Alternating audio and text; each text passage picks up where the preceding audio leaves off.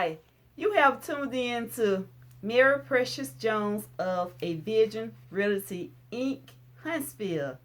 And thank you so much for clicking on this video. I really do appreciate that. And if you are a returning viewer, you know I appreciate you. Love you guys. And if this is your first time, welcome. All right, guys. So we are going to go ahead on and get into the video.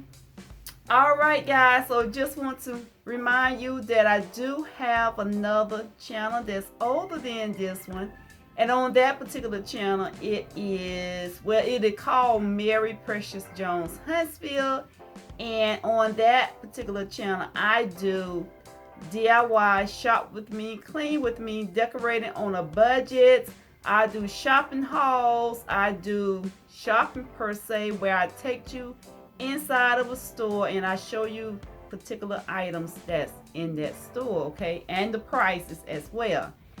And I do reviews and a little bit of cooking, but not that much, okay.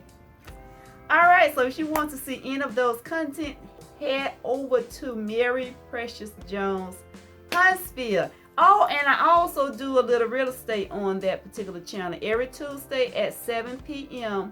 I try to have a premiere going on where you can talk to each other live chat per se, and you'll get to meet other YouTubers as well while that video is premiering. And also on this particular channel, Avision Realty, Inc., Huntsville, I'm going to try to premiere my real estate videos. Probably can't do all of them, but just look out for them. If I can, I'm going to start premiering those videos. I think last week was my first time, but I will be premiering those videos every Monday at 6 p.m. Central Time. Okay, I am in Central Time, so it would be at 6 p.m. on Mondays evenings. Okay, 6 p.m. Central Time. So look out for those videos and just tune in and come on, join me in the live chat. You can basically ask questions. You can mingle with other viewers as well. How does that sound? All right, so I will be talking about the deed-in-lieu. On my last video, I was talking about short sale, and I'm going to continue to talk about the short sale, but this is just going to be another option that you can take while you are in the short sale process, and this is called a deed-in-lieu. Okay, so if you want to hear what I have to say about that, just keep watching.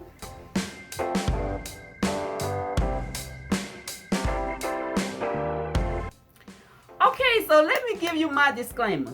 My disclaimer is this information in this video is used for educational purposes only. It is not to be used for financial purposes, tax purposes, or legal help or legal advice. If you need legal help or legal advice, then you need to seek legal help or legal advice.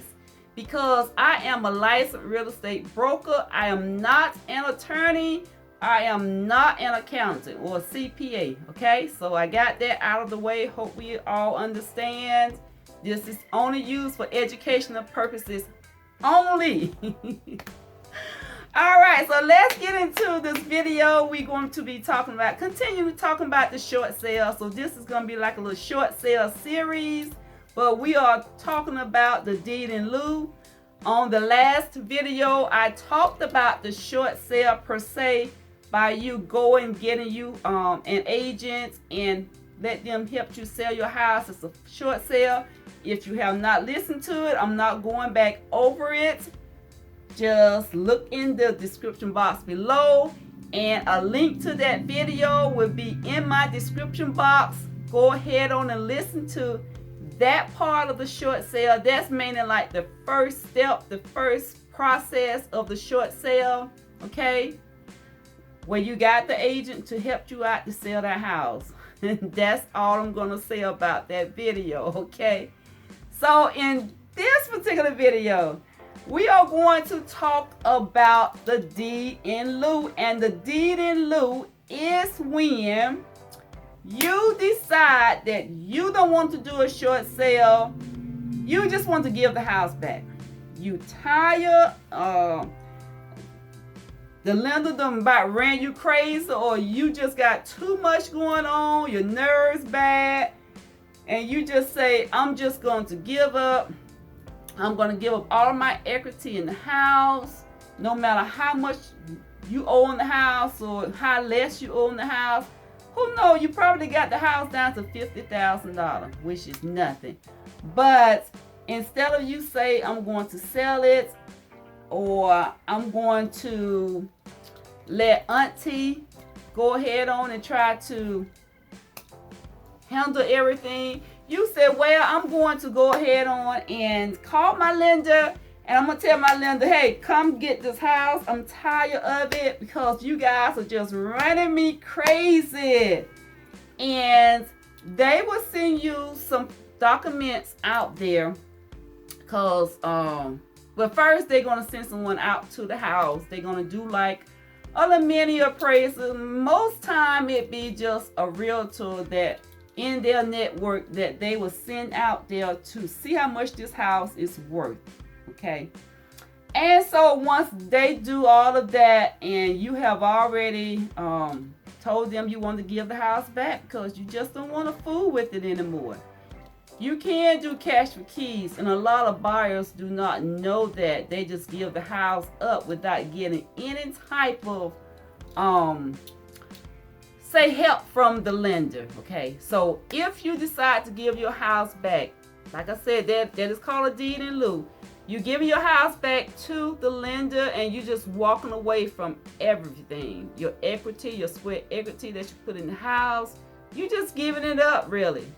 Okay, and now you can ask for moving expenses, cash for keys, and it's just a lot of things that you can ask for. Okay, so but right now I guess we're just talking about the deed-in-lieu. So once you give that house back to the lender, you no longer own the house. I mean, you have given up everything. And guys, myself personally, I do not like for you to just give your house back, because this is your dream house, or it might not be your dream house. Might have not been your dream house, but that was your home, you know. So it's like you giving your home up. You done spent 10, 15, 20 years there. You have probably raised kids there, and your kids have memories in the house.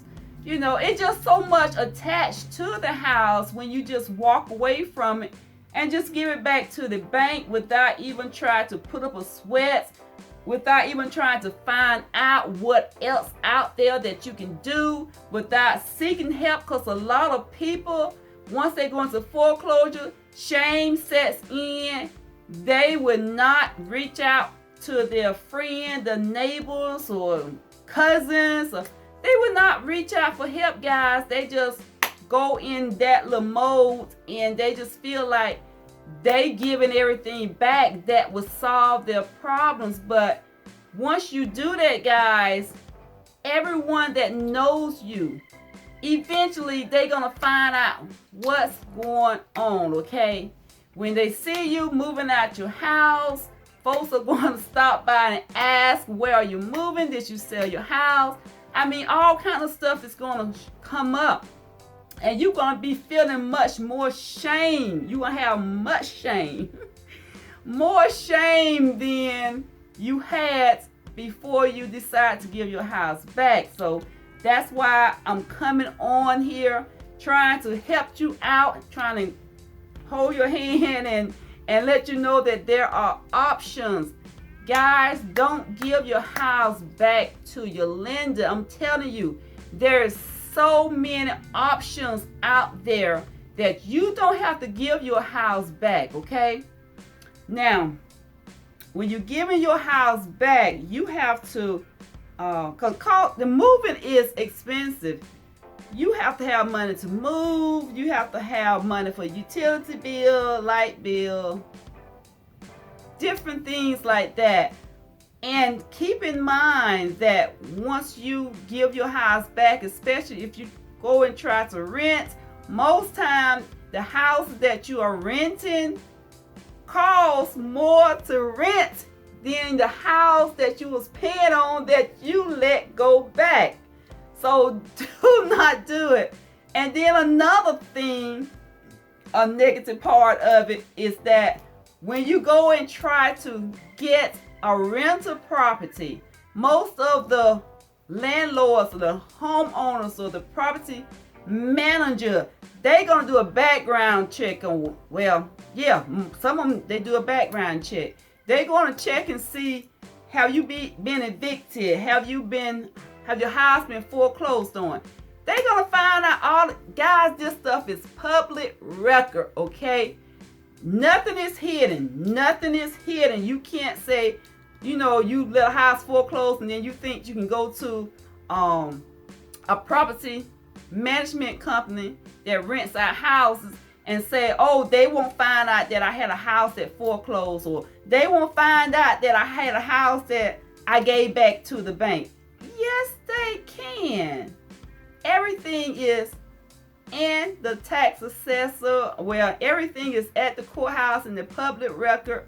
There's nothing hidden whatsoever. The only way it might be hidden because the people probably just don't know how to go and research. And then what makes it so bad, it's online. We don't have to go to the courthouse here.